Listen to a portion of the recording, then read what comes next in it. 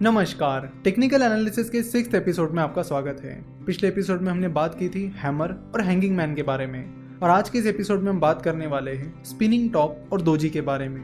Last lecture में हमने बात की थी कि हैमर और हैंगिंग मैन क्या इंडिकेट करते हैं और उनके इंडिकेशंस को देखकर आप मार्केट में क्या पोजीशन ले सकते हो। उसी तरह आज हम देखेंगे कि स्पिनिंग टॉप और दोजी आपको क्या इंडिकेशंस देते हैं। स्पिनिंग टॉप कुछ इस तरह दिखते हैं। स्पिनिंग टॉप की बॉडी बहुत ही छोटी होती है, कुछ इस तरह। जैसे कि हैमर और हैंगिंग मैन ने हमें कई सारे इंडिकेशंस दिए थे कि आपको मार्केट में कब एंट्री करनी चाहिए। हैमर और हैंगिंग मैन फॉर्म होने के बाद मार्केट किस ओर जा सकता है, लेकिन स्पिनिंग टॉप ऐसे कोई इंडिकेशन नहीं देते हैं। तो स्पिनिंग टॉप क्या इंडिकेशंस देते हैं, चलो देखते हैं। स्पिनिंग टॉप हमें बताता है कि मार्केट में बियर्स ने एंट्री की थी, जिसकी वजह से वो स्टॉक लो की तरफ भागता चला गया। साथ ही उस स्टॉक में बुल्स ने भी एंट्री की थी, इसलिए वो स्टॉक हाई की तरफ भागा। लेकिन जब मार्केट क्लोज होने के करीब आया तब स्टॉक प्राइस अपनी ओपनिंग प्राइस के पास जाकर ही क्लोज हुई।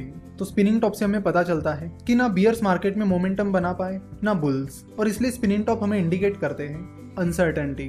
यानी स्पिनिंग टॉप बताते हैं कि उस स्टॉक में अनसर्टेनिटी चल रही है, यानी कुछ भी हो सकता है। तो स्पिनिंग टॉप हमें रिवर्सल या उस जैसा कोई क्लियर इंडिकेशन नहीं देते हैं, वो बस बताते हैं कि उस स्टॉक में अनसर्टेनिटी है। ना बुल उस स्टॉक पर कंट्रोल कर पा रहा है, ना ही बियर्स। तो स्पिनिंग टॉप चाहे बुल ट्रेंड में आए या बियर ट्रेंड में, वो ज्यादा कुछ इंडिकेट नहीं करते हैं और सिर्फ स्पिनिंग टॉप के बेसिस पर आप मार्केट में कोई पोजीशन नहीं ले सकते। अब बात करते हैं दोजी के बारे में।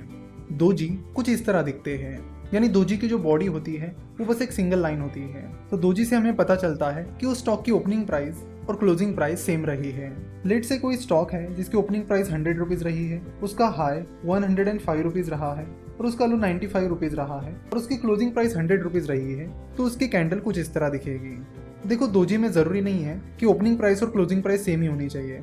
अगर उनमें थोड़ा सा डिफरेंस भी है तो चल जाता है। जैसे कि अगर ओपनिंग प्राइस 99.5 रुपीज है और क्लोजिंग प्राइस 100 रुपीज है तो इतना डिफरेंस चल सकता है। तो स्टॉक की ओपनिंग प्राइस और क्लोजिंग प्राइस, इसका डिफरेंस बहुत कम होना चाहिए। और अगर ओपनिंग प्राइस और क्लोजिंग प्राइस सेम है तो और भी बढ़िया, क्योंकि दोजी की ओपनिंग प्राइस और क्लोजिंग प्राइस सेम होती है, इसलिए दोजी में कलर मैटर नहीं करता है कि वो ग्रीन कैंडल है या फिर रेड कैंडल है। तो चलो देखते हैं कि दोजी हमें क्या बताते हैं। तो दोजी हमें बताता है कि बियर्स ने उस स्टॉक में एंट्री की थी, जिसकी वजह से वो स्टॉक लो की तरफ चला गया था। साथ ही उस स्टॉक में बुल्स ने भी एंट्री की थी, जिसकी वजह से वो स्टॉक हाई की तरफ भी गया था। लेकिन दिन खत्म होते होते उस स्टॉक की प्राइस अपनी ओपनिंग प्राइस के पास जाकर ही क्लोज हुई। यानी दोजी भी हमें बताता है कि उस स्टॉक पर ना बियर कंट्रोल कर पाया ना ही बुल्स। तो दोजी भी हमें अनसर्टेनिटी इंडिकेट करता है। तो सिर्फ दोजी के बेसिस पर आप मार्केट में कोई पोजीशन नहीं ले सकते। दोजी में कुछ और भी पैटर्न्स होते हैं, चलो उन्हें भी समझते हैं। तो जो दोजी इस तरह दिखता है उसे ग्रेवस्टन दोजी कहा जाता है।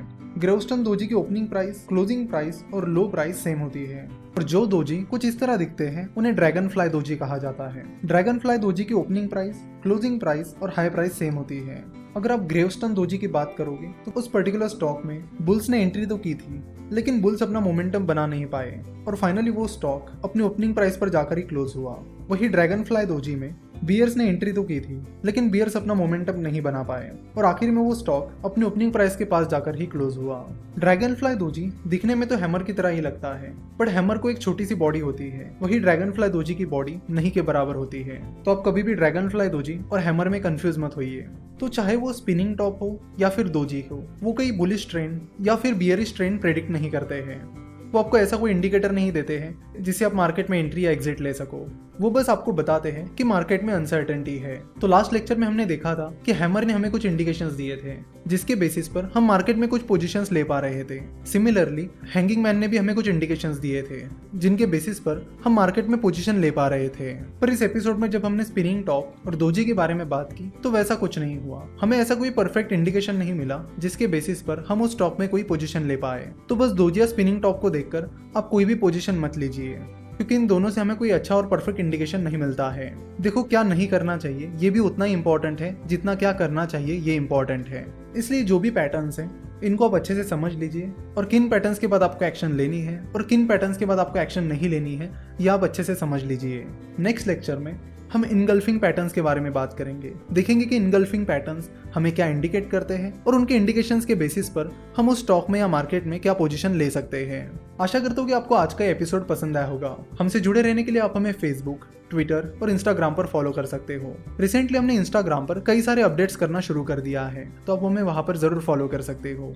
और जानकारी के लिए आप हमारी वेबसाइट www.finnovations.com विजिट कर सकते हो। हमसे जुड़े रहने के लिए आपका बहुत बहुत धन्यवाद।